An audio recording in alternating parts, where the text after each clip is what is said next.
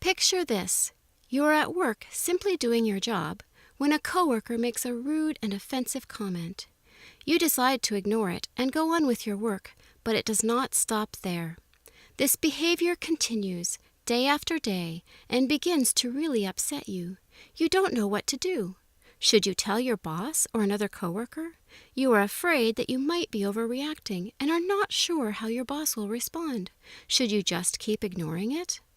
The Conflict Management and Human Rights Office has designed this 4-part online module to help University of Waterloo faculty, staff, and students understand what their options are when faced with harassing or discriminatory behavior on campus.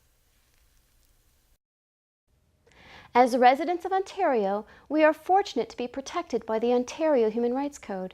This piece of legislation, which was put in place in 1962, recognizes the inherent dignity and worth of every person and provides for equal rights and opportunities without discrimination, with the aim of creating a climate of understanding and mutual respect for the dignity and worth of each person.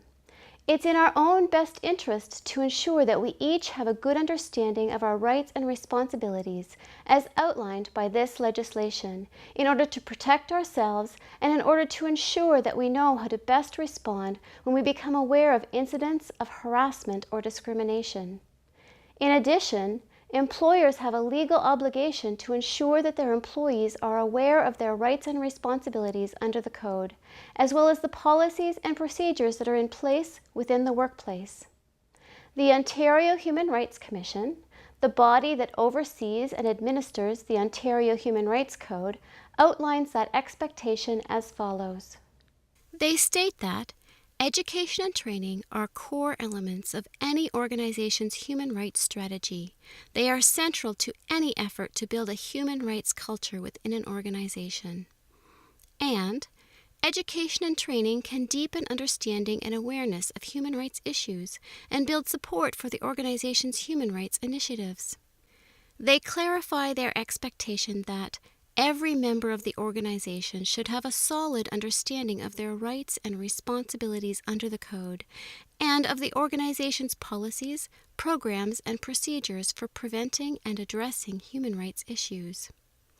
Finally, they emphasize that education works best along with a strong, proactive strategy to prevent and remove barriers to equal participation and effective policies and procedures for addressing human rights issues that do arise.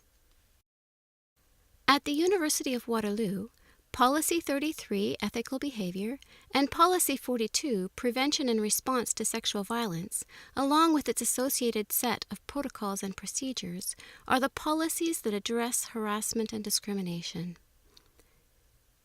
Policy 33 addresses harassment, sexual harassment, workplace harassment, discrimination, and poisoned environment. It requires that the university and its management structure respond effectively, quickly, and fairly to any situation involving claims of harassment or discrimination.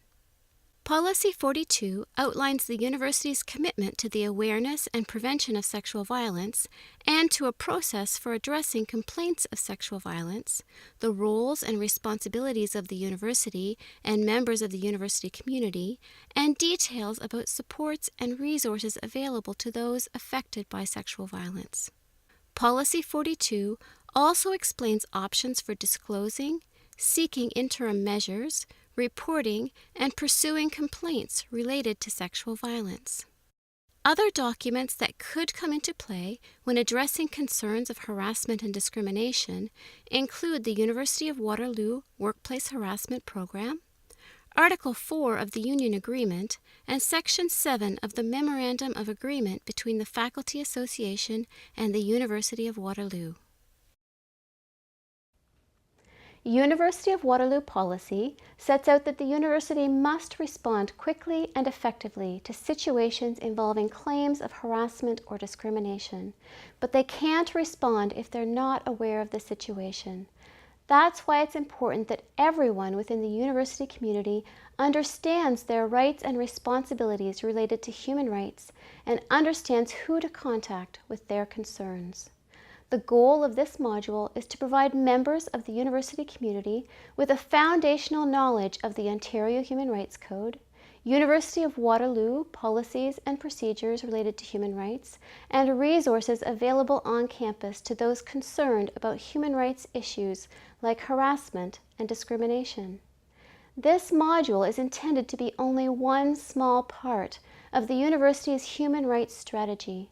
Many of you will be completing this module prior to attending face-to-face workshops where you will engage in case study discussion aimed at deepening understanding and awareness of human rights issues on campus. If you would like more information about our workshops and other educational initiatives, you can contact our office.